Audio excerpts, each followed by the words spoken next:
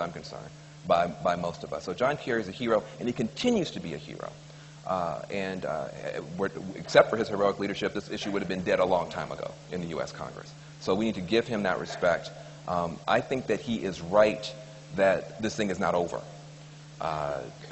There are many things that can be done to change the math, either for the fall, certainly for the lame duck session. But that comes down to us.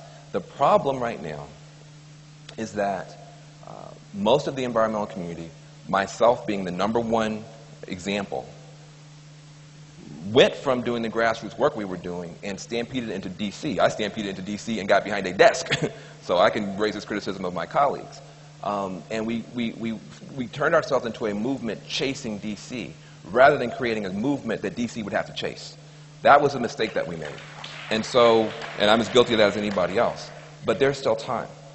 There is no other play in the American economy that has the jobs promise and the wealth promise of repowering this country. You cannot find another $1 trillion play. This is the big play. And if we don't make this play, we're going to go from importing dirty energy from the Middle East to importing clean energy technology from Asia and skip the jobs in the middle.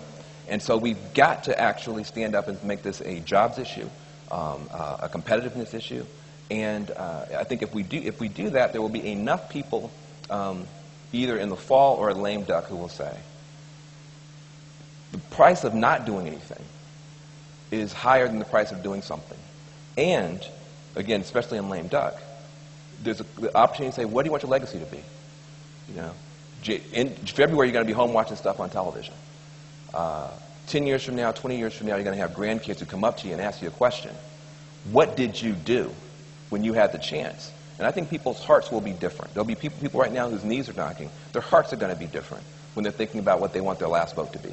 So show us the playbook. Let's say Harry Reid is reelected, let's say, and Democrats lose some seats in the House but not control of either chamber.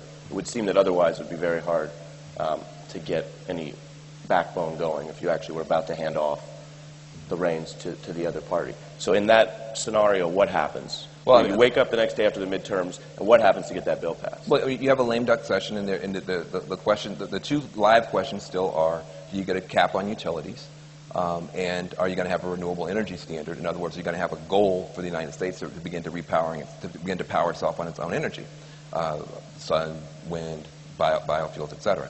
And efficiency. There is enough stuff on the table already to put that together and get it passed. You can't do the whole economy-wide thing and the whole deal, but you can do something about utilities, and you can do something about America having the right goals. So I tell you what, I meant what I said in the speech. If you go back to despair on any of these issues, it means that something fundamentally wrong with our movement. That we actually thought that we were going to win on one day in November 2008. And the credits were just going to roll, and it was just going to be the Ewoks happy. You know, it's just like it's like the end of. I mean, I don't know what people thought was going to happen. You know, Star Wars references are always good here. Good. Well, that's a good way to go. Yeah. Do you have any Lord Sith stuff? Well, I could also go with Lord of the Rings, in that I do think that people thought that this was going to be some kind of ABC after-school special, where there would be like these mean bullies, and then this kid everybody liked called Barack Obama, and he'd stand up to them, and all the kids would like him, and it would all be over. This is Lord of the Rings, okay? I mean, this is a trilogy. This is epic. I mean, these are orcs, man. They are here, and they are coming for you. So we have to be as willing to fight it through when it's hard. See, the thing about this is, you guys forget who you are. You guys get mad at the president. I can't stand it. Barack Obama, President Obama, volunteered to be the captain of the Titanic after it hit the iceberg, okay? After it hit the iceberg. Don't let anybody, take that out of your mind. He's doing, an extraordinary job, as Bob Borsard has said over and over again. He's already achieved. I mean, he saved the auto industry. We got a Latina on the Supreme Court. I mean, healthcare. I mean, you can go down the list just of the financial stuff. It's just that the hole is so big and getting bigger that then means that you have to remember who you are. You are baffling to me, you blogger people. You believed in this country and fought for it when there was really no logical reason to do so. 8 years of George Bush, you guys should not have been typing anything. You should have been, getting out of the country, trying to make some money. When there was no hope, you kept alive the best traditions of our country and actually advanced them. Now, when you're most needed, not to just point out what, this person didn't do, that person didn't do, but to go even deeper yourselves and to take even more leadership yourselves and to be even more inventive and creative yourselves. I don't know why. I mean, I got more people in this room than work for Fox News. I mean, there's got to be some way for us to now evolve a platform. There's got to be some way for us now to take our game to the next level. And when we're doing that, then it's a lot easier for other people to perform well. So, again, I believe in you. I hope you keep believing in yourselves.